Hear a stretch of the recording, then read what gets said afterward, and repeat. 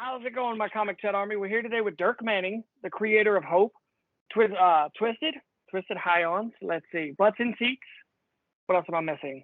Tales of Mystery, Nightmare World, The Adventures of Cthulhu Jr., Dash with DIRK, Right or Wrong. And to be fair, co-creator on Hope and co-creator on Cthulhu Jr. and writer of Haunted High-Ons. But yeah, all kinds of Source Point Press goodness and some other stuff. So yeah, man, thanks for having me on. I appreciate it. Yeah, thank you for coming on. This is the second time we've got a chance to talk to you. I know it's been a minute, but it's been a crazy couple of years, so I'm glad to be back. Thank you, man. Yeah, so what have you been up to since the last time we talked? A lot of work. Yeah. Yeah, you know, oh gosh, when was the last time we chatted? Was it? Gosh, it was like April, I want to say. Yeah, it's been a minute. So no, honestly, you know, I mean, things have just been booming, man. You know, Butts and Seats, Tony Schiavone's story, that Kickstarter launch came out. We did that. That became like a #1 bestseller on Amazon, so that's really cool. First original graphic novel advertised on cable television, #1 crowdfunded wrestling comic of all time. That's really awesome. Yeah. So you're really stoked about that. You know, the book's been very well received.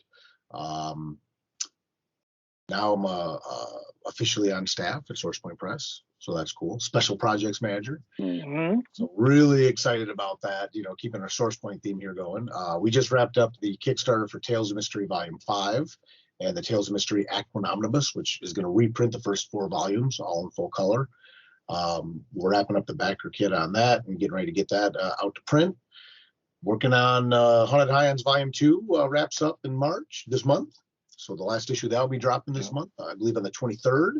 And yeah, just line up a bunch of new stuff, man. You know, Homestead, Hope Volume 2, Cthulhu Jr. will be in May. Right or Wrong Volume 1, 2nd edition, Right or Wrong 2.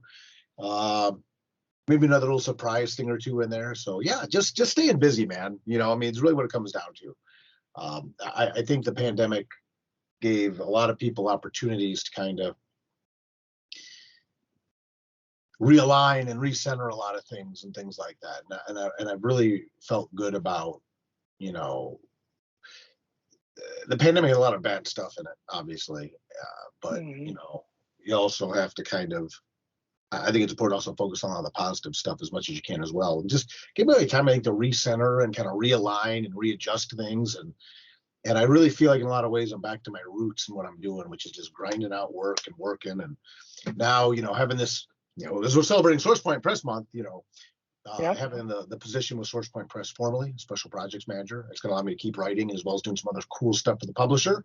So busier than ever, you know, is really what it comes down to, man. And all the books you listed off, we can get at our local comic shops, right?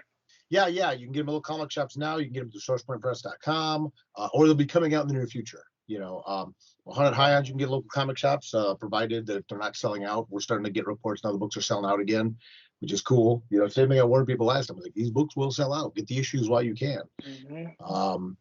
But yeah, you know, or yeah, you know, through sourcepointpress.com, someone through Amazon. It's funny, I did one of those things where I know a lot of people don't have local comic book shops. I always tell people, if you can support a local comic shop, do that. And if you can't do that, you can buy the Source Point Press books directly through sourcepointpress.com. They do a really good job shipping things out and things like that. So you can do that. But I also know a lot of people, you know, use Amazon, and that's fine, obviously. And it's funny, I was kind of going through Amazon recently and found out like a lot of my older books now are sold out through Amazon. Or what happens is like they sell out and then like a used one comes up at like ridiculously inflated prices. You know what I mean? Yep. But books like the Nightmare World Omnibus are gone. You can't get them on Amazon anymore. You know, I have some left here and that's it, you know. So yeah, you know, I would say try to support a local comic book shop if you have it. You don't have that? Order through sourcepointpress.com. I know a lot of people are still funny about ordering directly from the publisher, but they have a fulfillment center, or we have a fulfillment center in-house. It's what we do. We ship books all the time. You got an Amazon gift card, burn a hole in your pocket. You can pick up things like Hope there. You can pick up Haunted High-Ons there. You can pick up some of my other work there and do that and check it out, you know, and check out some of the other cool Source Point Press. Check out the other interviews you're doing all month. You know, some great creators, man. You know, there's just treat yourself to new stuff. I agree. Is SourcePoint Press going to go back and reprint issue 2, I think it was, or 3 of volume 1 of Twisted? Oh, of Haunted Highlands Volume 1. At this point, I think they're just focusing on the trade paperback, you know, honestly. So, Okay. yeah, it's funny. Issue 3 of Volume 1 is like the hardest issue to get. Because what happens is, and not to get too deep in the weeds on this, but comic book stores have to order the books 3 months in advance. And here's some real talk about how most of this stuff works. If a comic book shop orders 1,000 issues of number 1 of a book, which is not going to happen, you know, so let's go to a more realistic number. Let's say 100 copies. If they order 100 copies of issue number 1, on average, you'll find usually the orders of issue 2 are 50. And then issue 3 is another half of that, about 25. And that's usually where your sales will level out, you know. It's just the nature of the beast, you know, and I'm not disparaging anybody, but there's just statistically, that's what you look at. So what happened with Haunted Highlands Volume 1 is you got stores order 100 number 1s, 50 number 2s, 25 number 3s. You got to order issue 3 oftentimes right around the time issue 1 is hitting the stands. Well, what a lot of people didn't realize was how many new people would be coming into the comic shops to get the books, right? So what ends up happening is by the time issue 3 was ordered and the orders were locked, 1 hits the shelves, everyone comes piling in and start getting the issues, and the orders were locked on number 3. They were able to bounce back up a little bit for 4 and 5, but at that point our print runs were locked, you know. So issue 3 became a very tough one to get your hands on. It's funny, just yesterday I was at a con and someone can't find number 5, which is the real cool of issue of volume 1 of Haunted Highlands, which is the one that has like the jam piece cover with like Blaze is on the cover, Alzul Ilu's on the cover, Draven's on the cover with Twisted and Felicia. But yeah, you know, so there's some inside baseball for, I guess, all of you about how this stuff works, which is why I always encourage people, if you want the issues of a book, you got to let your comic book shop know, pre-order it, and then get in and get it. Get it the week it comes out, because these things start to flit out, or if people come in looking for it, you know, the years ago, I'll tell you, man, I had a buddy of mine who runs a comic shop, and I'll never forget, I was a teenager, and I went to the shop looking for a certain back issue of a book. And it wasn't even that old. I'm like, oh man, you don't have any, this issue left, man. I'm really kind of, bummed out. I wanted to get it. And he told me something I never forgot, and I've carried this with me through my whole professional life as a creator. He said, the issues don't make me any money sitting on the shelf. I'm like, okay. Yeah. Touche. He's like, I order them to sell them, and that's it, so just for those of you out there watching this stuff, Comic Business 101 with Dirk Manning. But so yeah.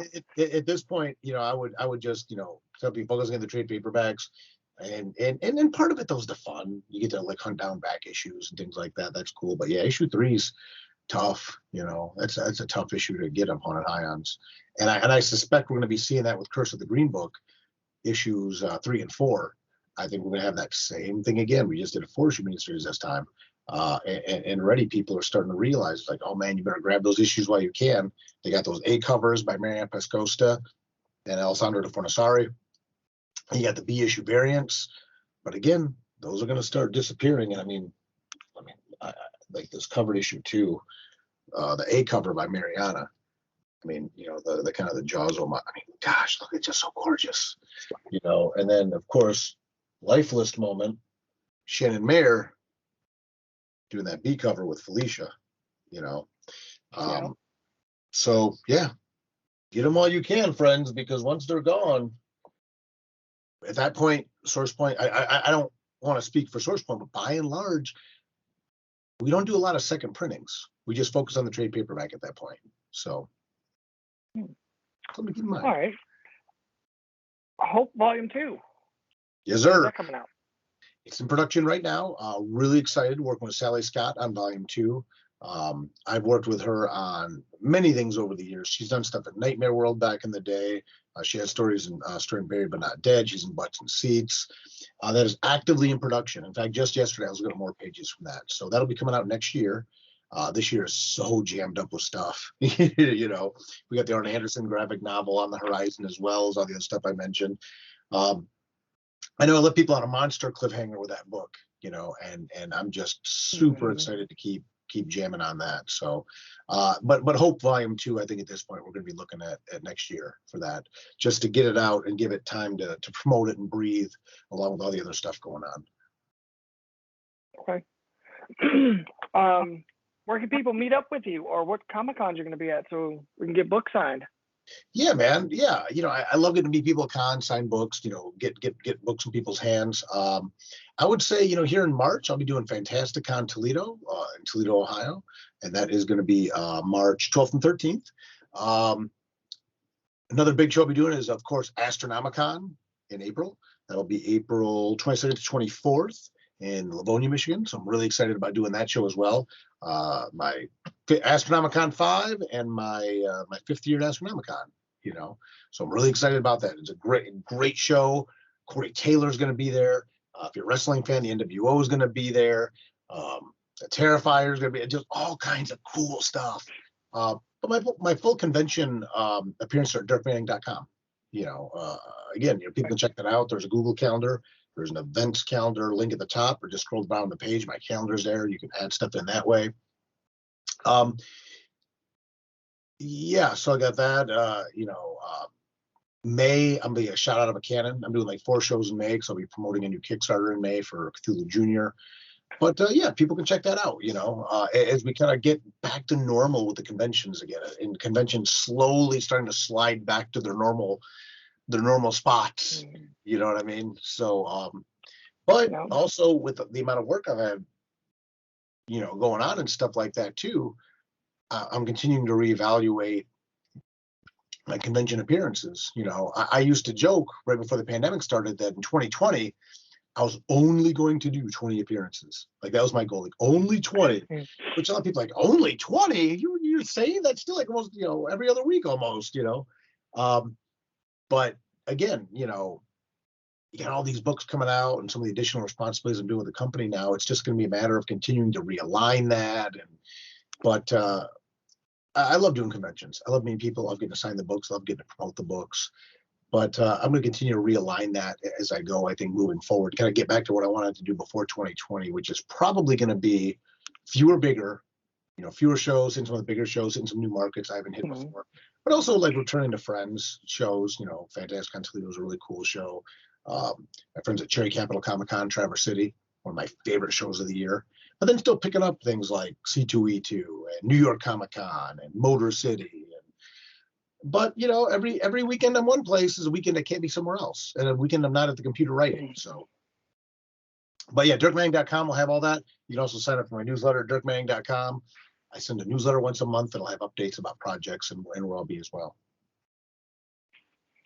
What advice would you give to new writers out there? You know, it's funny. I just did a panel yesterday talking about, you know, friend shows and things like that. I did Great Lakes Comic Con, and I did a old school right or wrong panel. I just went up there, didn't have a presentation or nothing. I said, let's just talk about making comics and answer people's questions.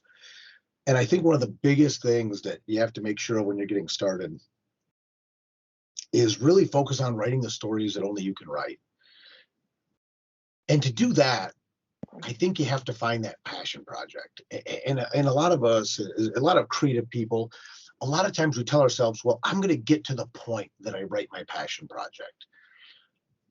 And you want to be careful not to sabotage yourself there, because I think a lot of people try to get into writing by writing things that they think are going to be the easy pickup. You know, when Walking Dead blew up, everyone's writing zombie stories, you know, or their dark urban vigilante story, you know, because like, oh, this is like Batman. If you're telling me your story is like Batman, newsflash, I can go read Batman, right? I don't. What's on you? What's the hook on what you're doing that's going to get me to read your stuff? So I think it's really important to kind of tell the story that only you can tell. You know, what's your passion project? I use Tales of Mystery as a perfect example of this. I tell people all the time, I love writing Hope. I love writing Haunted Highlands. You know, all these books I do, they're all my kids, right? And I love them all, and I'm very proud of everything I do. But if I had to write one series forever, If you said, Dirk, you can only write one thing, and that's it, it'd be Tales of Mystery, hands down. At its core, Tales of Mystery is a book about a street level magician, paranormal monster hunter. You got Hellboy, you got Hellblazer, you got the Goon. I mean, to some extent, you have things like Doctor Strange, right? You know, when you boil it down to its essence, there's a lot of books out there about monster hunters. There's tons of them. I would even argue things like The Witcher. You know, it's a monster hunter story. You know, but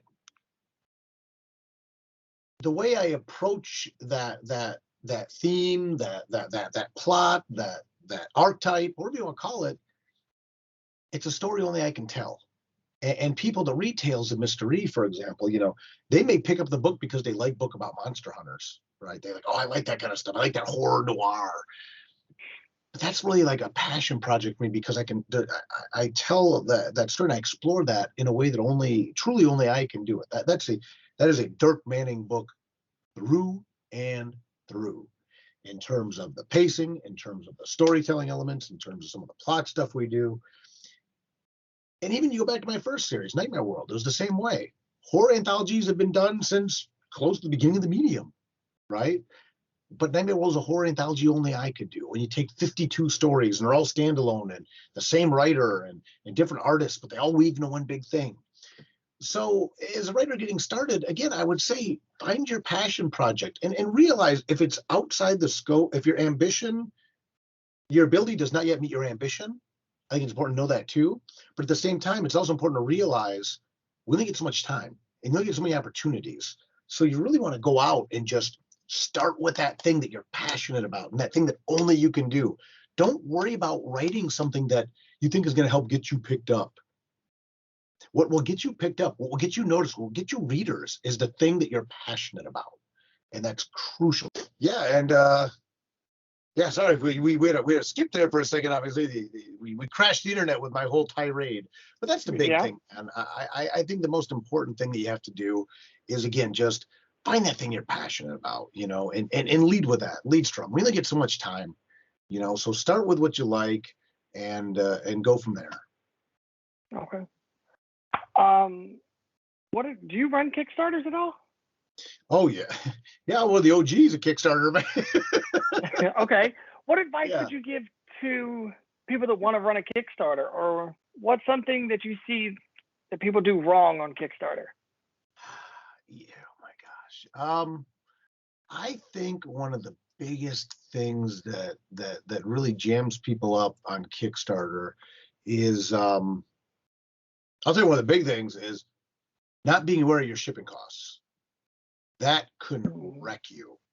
I've known people that have run $100,000 plus campaigns that have lost money. Wow. Because of their shipping, international shipping especially. So that's a big one. Yeah, it's funny when we write Right or Wrong Volume 2, and we talk about crowdfunding. But I think that's one of the big ones. Be aware of your shipping costs. And also, you know, the other thing with Kickstarter is I like to tell people is that, and this sounds so obvious, and I try to stress people, I'm not talking down when I say this, but I'm not talking about people when I say this, as obvious as it may sound. In order to crowdfund, you have to have a crowd, right? Then on top of that, you need to be able to activate your crowd.